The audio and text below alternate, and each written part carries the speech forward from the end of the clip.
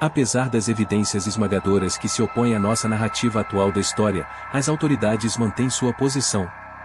É possível que eles tenham algo a esconder? Os segredos das civilizações antigas sujam nossa história. Esses mistérios questionam nosso conhecimento atual da história e podem ter uma influência substancial em como vemos o mundo. Muitos especialistas acham que chegamos a um ponto em que é difícil desconsiderar evidências que sugerem uma versão completamente diferente da história. Surpreendentemente, os principais cientistas e autoridades aliadas parecem hesitar demais em discutir o assunto, mesmo descartando-o como simples ilusões. Erich von Däniken é o fundador da teoria dos antigos astronautas.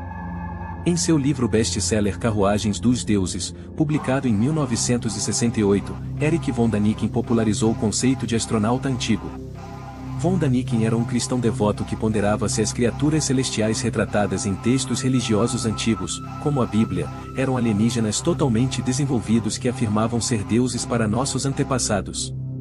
Von Däniken, sem dúvida, experimentou a ira de cristãos em todo o mundo como consequência de suas crenças, que abalaram os mundos da arqueologia e da igreja. Não há dúvida de que a maior parte do que foi considerado nosso passado não se correlaciona com uma série de fatos, embora muitas pessoas questionem a validade da teoria do antigo astronauta. Os historiadores têm ficado perplexos com descobertas como o mecanismo de Antiquitera, encontrado por mergulhadores em 1900. A tecnologia, que se acredita ter mais de 2000 anos, é incompatível com a quantidade de conhecimento disponível na época.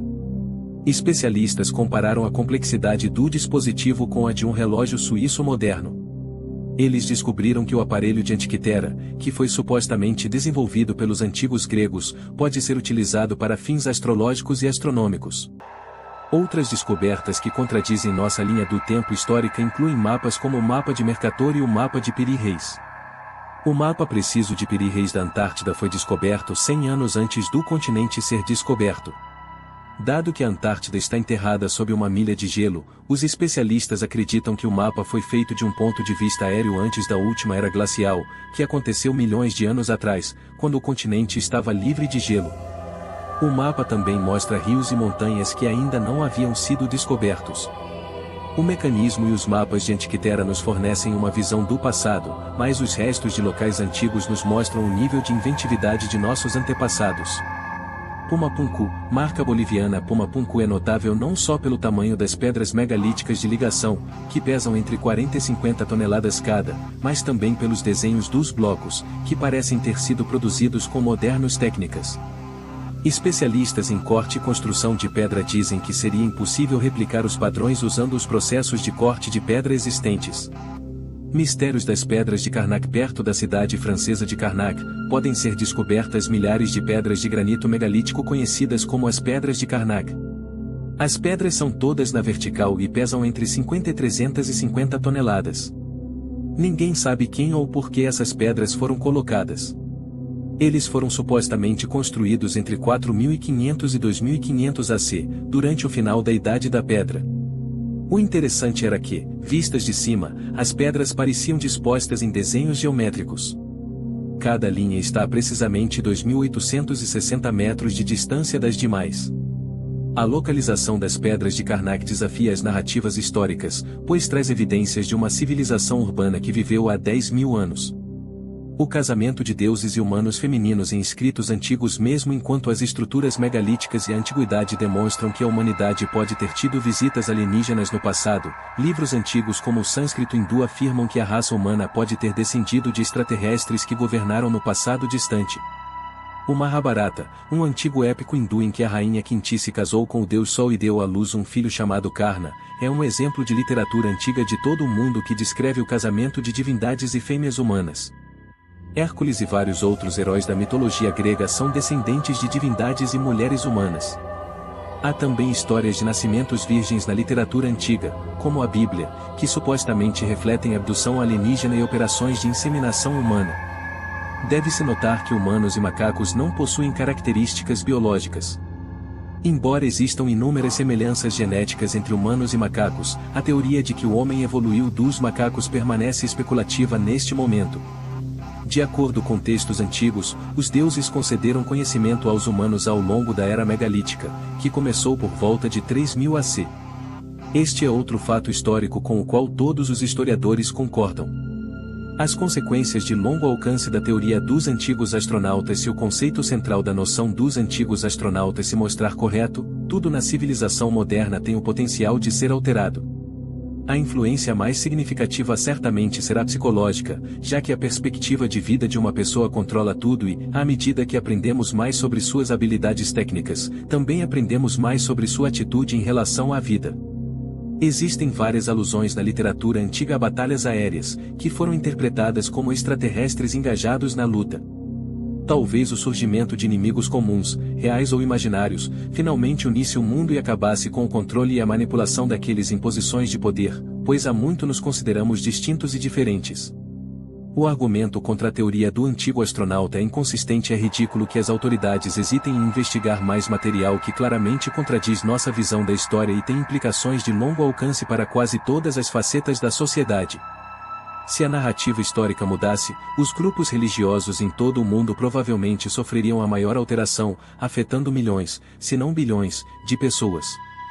Graham Hancock, o autor mais conhecido de mistérios antigos, que pessoalmente atravessou o mundo para investigar locais históricos para seu trabalho, concluiu que quanto mais se examina o passado, mais nossa compreensão contemporânea dele começa a soar como um conto de fadas. Muitas pessoas ainda ignoram que a maior parte de nossa história depende de interpretação, pois há poucas evidências físicas que claramente vão em uma direção, e muitos arqueólogos independentes discordam da interpretação oficial que selecionamos. Estamos interpretando mal a intenção das autoridades? Quando alguém faz julgamentos flagrantemente ilógicos para obter um bom resultado, o objetivo provavelmente está errado. Pensamos que as autoridades estão lá para nos dizer a verdade, mas e se estivermos errados? Vários denunciantes, como Phil Schneider, alegaram que os alienígenas ainda estão morando em lugares antigos nas profundezas da Terra. Ele encontrou alienígenas Grey em sua possessão. Outros, como Aaron M. C. Calum, nos esclarecem sobre o que o governo sabe sobre extraterrestres e sua tecnologia. Poderia o objetivo desta rejeição de evidências ser manter este planeta extraterrestre escondido do público em geral? Deste ponto de vista, parece ser assim.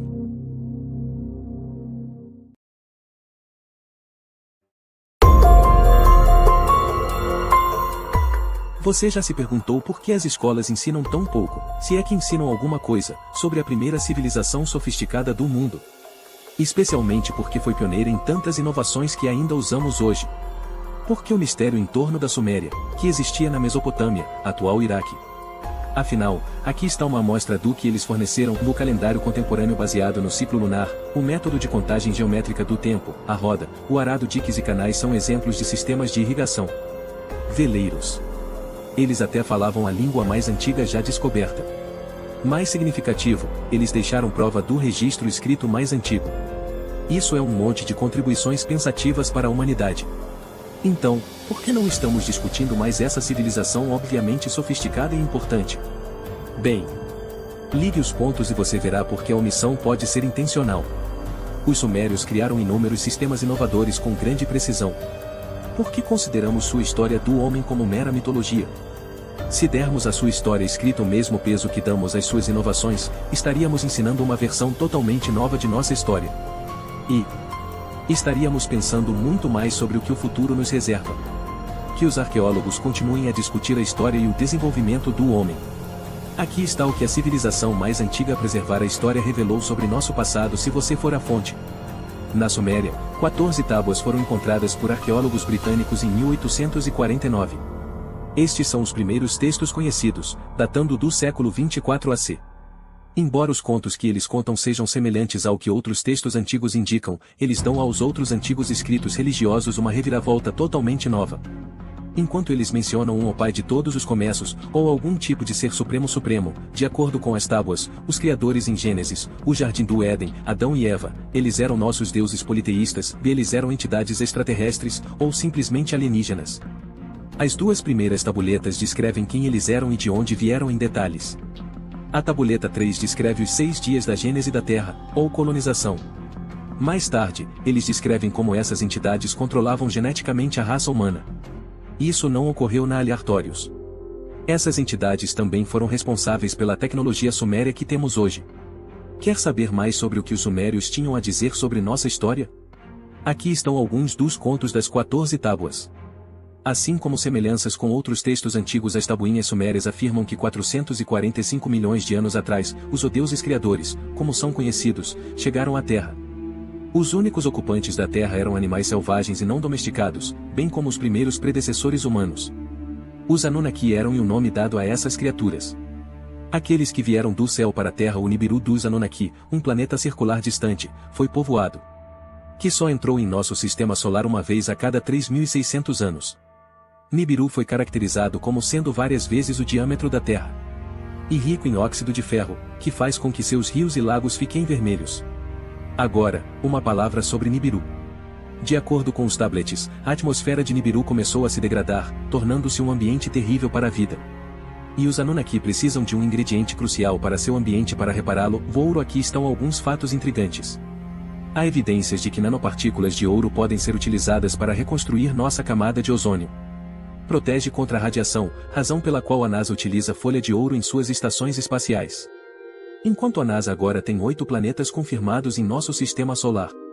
Tem havido muitas conjecturas sobre as órbitas trêmulas de 2 planetas. Indica a atração gravitacional de um objeto extremamente grande, que ainda não foi encontrado. Esta massa já foi detectada há décadas, mas em outubro de 2017, a NASA escreveu um ensaio intitulado The Super Earth That Came Home para o Jantar, indicando que agora existem 5 linhas de evidência observacional que implicam a existência do planeta 9. Ou se você ignorar esta explicação e fingir que o planeta 9 não existe, então você cria mais problemas do que resolve.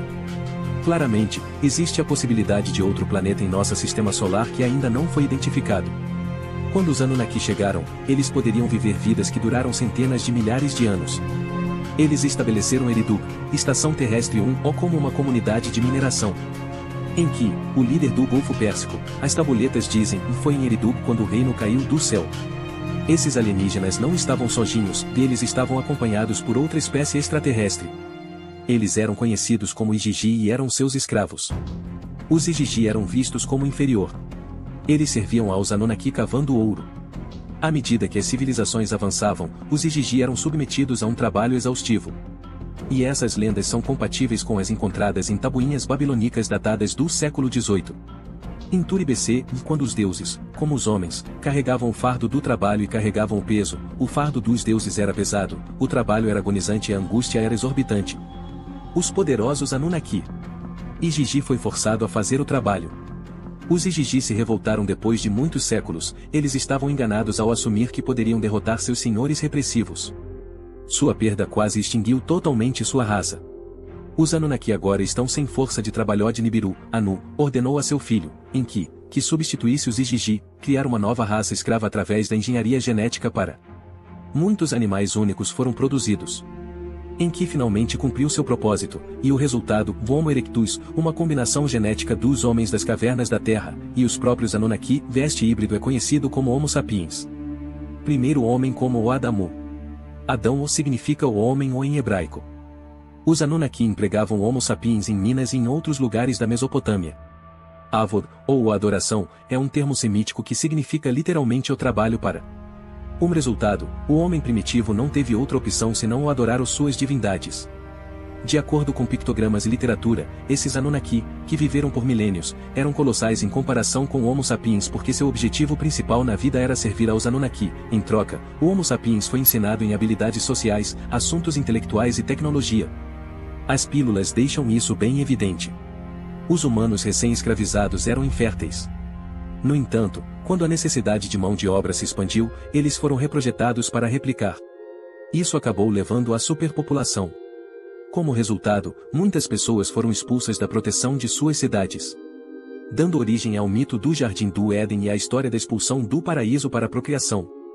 À medida que os humanos progrediam em inteligência, alguns chefes Anunnaki cruzaram com essas pessoas. A prole nascida como consequência dessas relações interraciais ilegais, eles eram conhecidos como Nefilim, ou os gigantes antigos. De acordo com as tabuinhas, Enlil ficou furioso com esses atos. Na época, o chefe Anunnaki, ele também era irmão de Enki. Enlil estava determinado que nenhum humano jamais ascenderia ao poder e controlaria Nibiru. O cruzamento naturalmente aumentava esse perigo.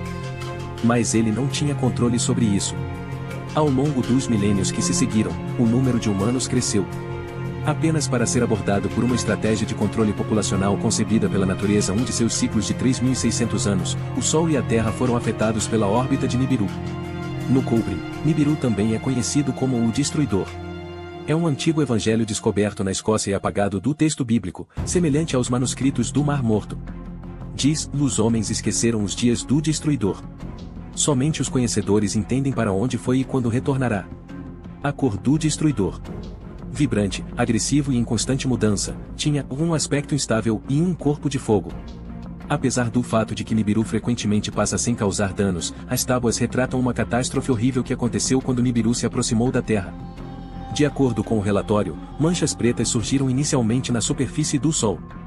O campo magnético da Terra enfraqueceu, as temperaturas subiram e as calotas polares começaram a derreter. Isso é conhecido como o dilúvio, ou o Grande Dilúvio.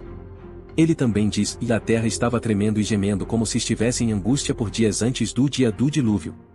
Nibiru foi visto nos céus como uma estrela ardente por muitas noites antes do desastre. Enlil, de acordo com as tabuinhas, previu a tragédia iminente. Como uma chance de purgar um mundo de seres que ele julgou impróprios, ele voltou para Nibiru, mas muitos Anunnaki permaneceram. E assistiram o dilúvio e a devastação do planeta de suas naves celestes enquanto circulavam a Terra. Diz: então houve escuridão durante todo o dia, e à noite, a lua foi comida como se por um monstro. A Terra começou a tremer devido a uma força desconhecida. E estava agitado. Uma nuvem escura apareceu no horizonte na luz da manhã. A luz da manhã havia desaparecido na escuridão. Então houve um trovão e um relâmpago iluminou o céu. O dilúvio começou com um rugido naquele dia memorável.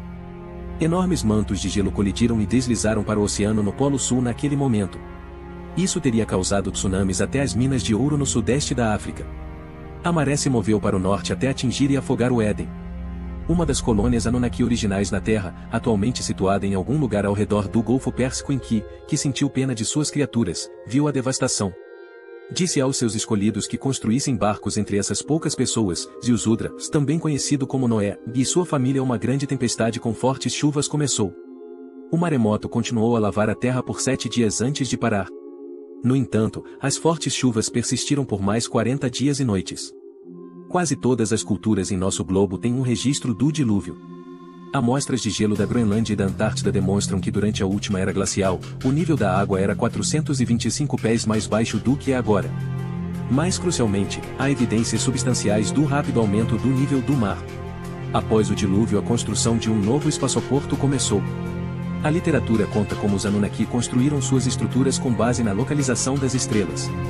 Ele diz: e deixe o coração da planície e os céus refletirem. Enlil fez medições dos céus de distâncias uma vez que consentiu com isso. De fato, as pirâmides são agora consideradas substancialmente mais antigas do que se pensava anteriormente. Muitas outras estruturas antigas também estão alinhadas com as estrelas. Quando os Anunnaki finalmente partiram da Terra, seu impacto se espalhou por todas as partes do globo. Mesopotâmia, Índia e América do Sul. Antes de partir, deram aos humanos a civilização suméria. Era surpreendentemente sofisticado para a época, tendo feito uma estreia surpresa como uma sociedade madura e bem estruturada que surgiu do nada. Os sumérios aprenderam seu modo de vida pelos Anunnaki. Bem como governantes estabelecidos. Aqui é onde as coisas ficam interessantes. Os monarcas serviriam como seus mensageiros terrenos, governando o povo de acordo com antigas crenças. Sem que ele soubesse, as linhagens reais geneticamente modificadas dos Anunnaki. Isso explicaria a forte resistência da nobreza à reprodução interclasse.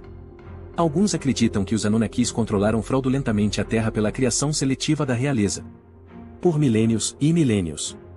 Outros acreditam que, como as tabuletas revelam, Nibiru pode se aproximar novamente do nosso planeta.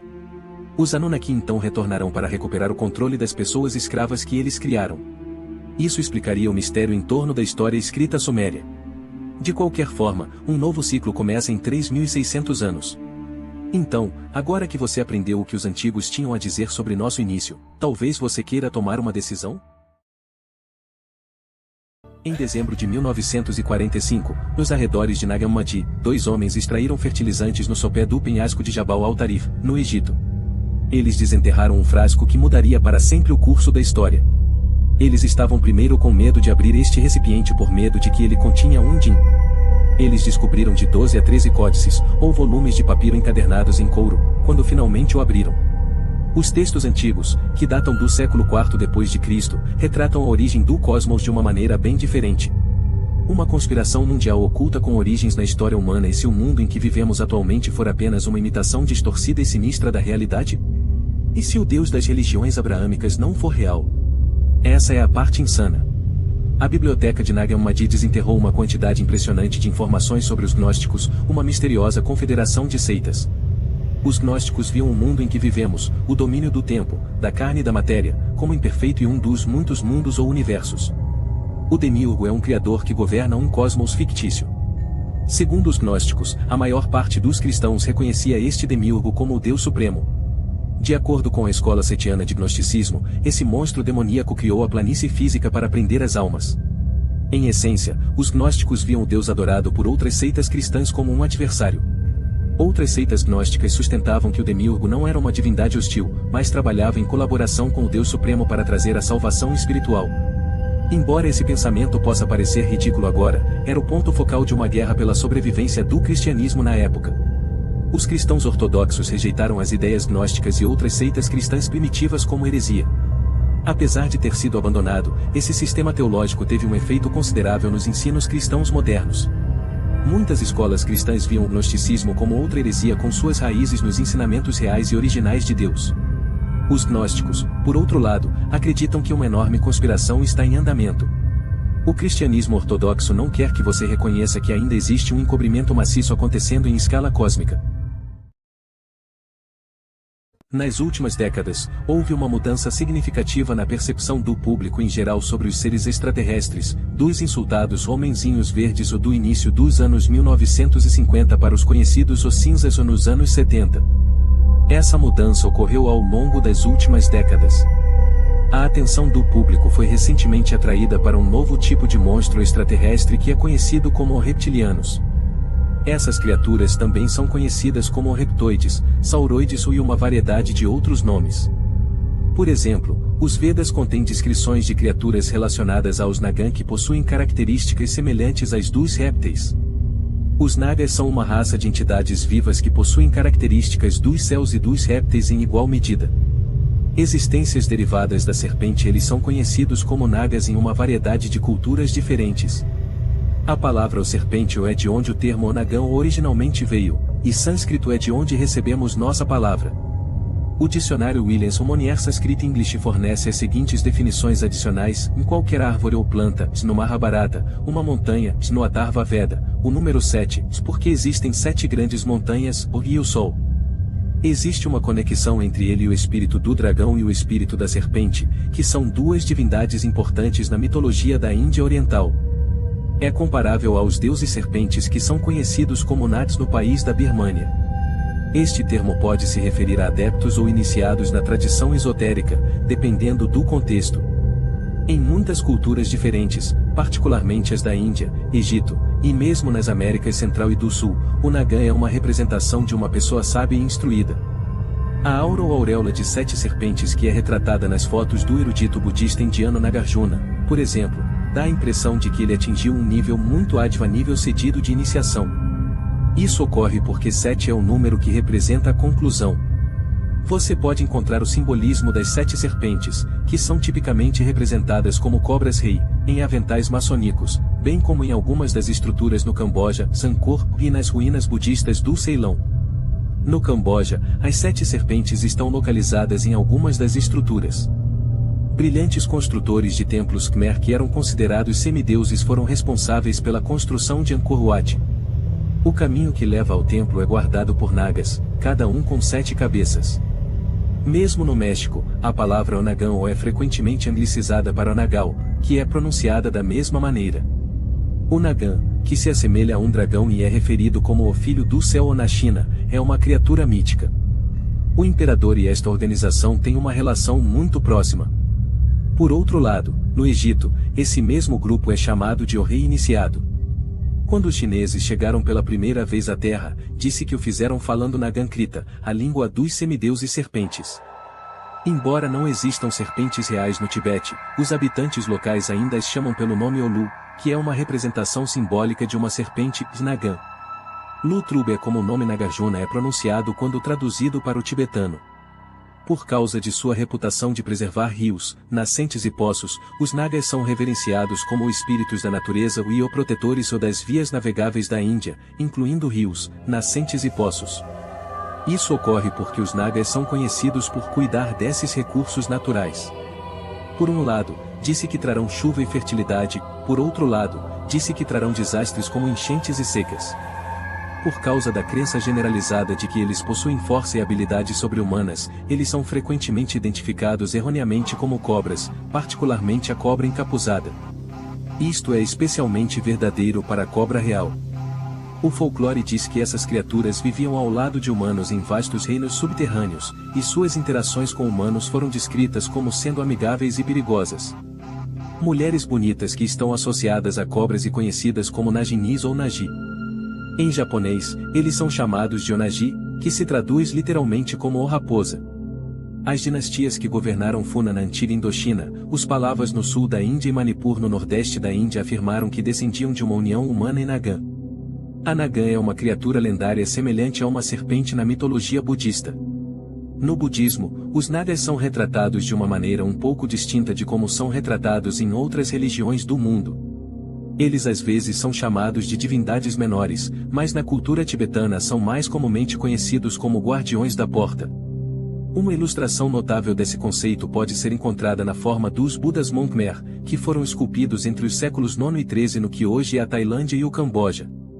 No jainismo, o Tirthankara Salvador Parshvanatha é sempre representado com um dossel de capuzes Nagan sobre a cabeça. Isso é feito para simbolizar a proteção que ele fornece. Isso é considerado um sinal tranquilizador de segurança. No budismo, criaturas conhecidas como Nagas, que têm a aparência de cobras, são reverenciadas por seu papel como guardiães de Buda e do Dharma. Na verdade, é um equívoco comum que os Nagas representam a maior ameaça quando estão com raiva. David Icke, um conhecido autor e orador público, afirma que havia cobras na área quando o Buda nasceu. Outro relato da relação entre os Nagas e Buda pode ser encontrado na conhecida escritura e épico hindu conhecido como Mahabharata. Diz a lenda que Buda defendeu os Nagas contra um ataque de uma entidade chamada Garuda, que era um híbrido de humano e pássaro. De acordo com Barbara O'Brien, uma jornalista que também é estudante do Zen budismo, o grande lama Sakya Yeshe e sua comitiva estavam voltando da China para o Tibete para praticar o budismo tibetano. Sakya Yeshe foi um dos presentes. Sutras de imenso significado e valor monetário, concedidos a ele pelo rei, foram carregados por ele. Dizia-se que os manuscritos haviam se perdido porque o rio os havia levado. Quando o lama chegou ao mosteiro, descobriu que um homem idoso havia entregado alguns sutras úmidos, mas ilesos. Os sutras foram dados ao lama pelo homem idoso. Os sutras que foram recuperados da água acabaram sendo os mesmos que foram perdidos. O lama ficou confuso e pensou que o homem idoso era na verdade uma Nagan disfarçada de humano. O'Brien vai orientá-lo através de alguns exemplos diferentes. O Buda se sentava e refletia na base da árvore Mukhalinda Sutta sempre que havia uma tempestade. O monge rei dos Nagas, Mukhalinda, cobriu o Buda com um enorme capuz que ele usava como monge para protegê-lo do vento e da chuva. No texto budista conhecido como Imavanta Sutta, que pode ser encontrado em Samyutta Nikaya 46.1, afirma-se que o Buda usou os Nagas para contar uma história. Segundo o Buda, a incrível força dos Nagas vem das montanhas do Himalaia. Eles favorecem corpos de água mais íntimos, como lagos e riachos menores, quando estão no seu melhor. Eles começam em lagos e rios menores, mas à medida que ficam mais fortes, passam para corpos de água maiores até chegarem ao oceano. Os Nagas são capazes de acumular riquezas e chegar ao poder com a ajuda do rio. Para alcançar a grandeza mental, leigos e monges confiam nas qualidades que cultivam por meio dos 7 fatores da iluminação. Esses fatores incluem atenção plena, investigação, energia, felicidade, calma, concentração e equanimidade. Os monges também contam com essas qualidades. Os Nagas nos dias e épocas atuais, apesar do fato de que os pensadores religiosos entenderam os Nagas dessa maneira, as pessoas modernas têm uma perspectiva um pouco diferente sobre o assunto.